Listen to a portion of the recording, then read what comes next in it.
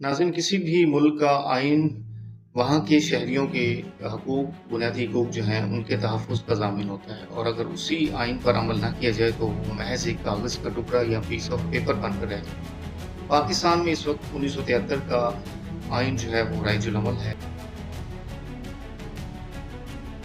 इस पर उस वक़्त की तमाम सियासी जमातें मुत्तफ़िक़ थीं। Constitution of Pakistan 1973। नाज़रीन, हालिया अगर आप देखते हैं 19 मई को जब KPK के वज़ीर आला सुहेल अफरीदी साहब और उनकी कैबिनेट के members along with sisters of Imran Khan, वो सब उन्होंने मार्च किया इस्लामाबाद की तरफ। और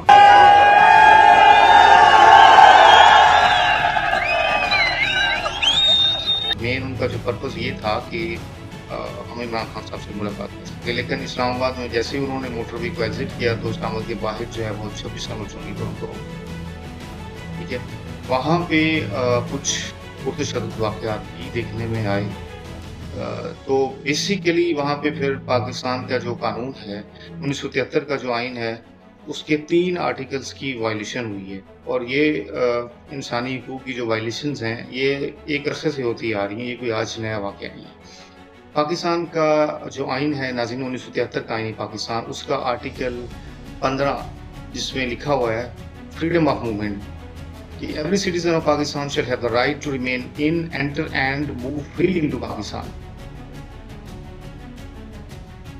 कि पाकिस्तान के हर शहरी के पास ये हक है कि वो पाकिस्तान में आज़ादाना तौर पर जो है वो कहीं पर भी हरकत कर सकता है। उसके बाद नाज़रीन, आइन पाकिस्तान का जो आर्टिकल 16 है, उसमें फ्रीडम ऑफ असेंबली लिखा हुआ है कि every citizen shall have the right to assemble peacefully and without arms. कि पाकिस्तान के जो शहरी हैं उनको हक हासिल है कि वो पुरअमन तौर पर कहीं पर भी जमा हो सकते हैं।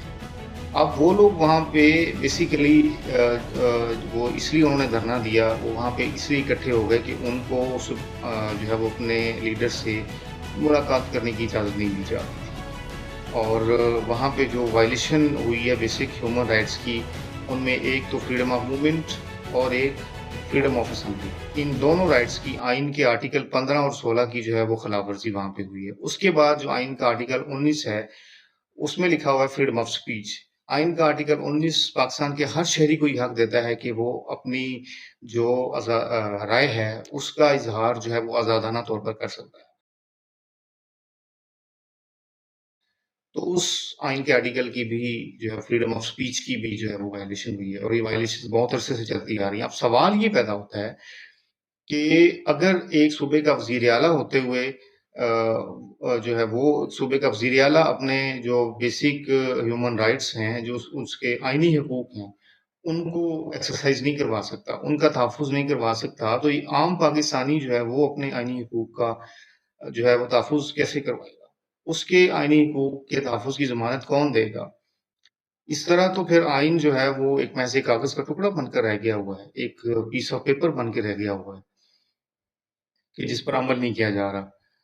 हालाँकि यही वो आइन है, इस आइन के बनाने का बेसिक पर्पज़ ही भी यही है कि शहरियों के बुनियादी हकूक़ का तहफ़्फ़ुज़ किया जाए और वफ़ाक या रियासत की तमाम इकाइयाँ जो हैं उनको इकट्ठा एक लड़ी में पिरोकर रखा जाए। आप लोगों से मेरा सवाल ये है कि क्या पाकिस्तान में शहरियों को अपने बुनियादी इंसानी हकूक़ का तहफ़्फ़ुज़ हासिल है या नहीं? कमेंट सेक्शंस में अपनी राय ज़रूर दीजिएगा। नेक्स्ट वीडियो तक के लिए अल्लाह हाफ़िज़।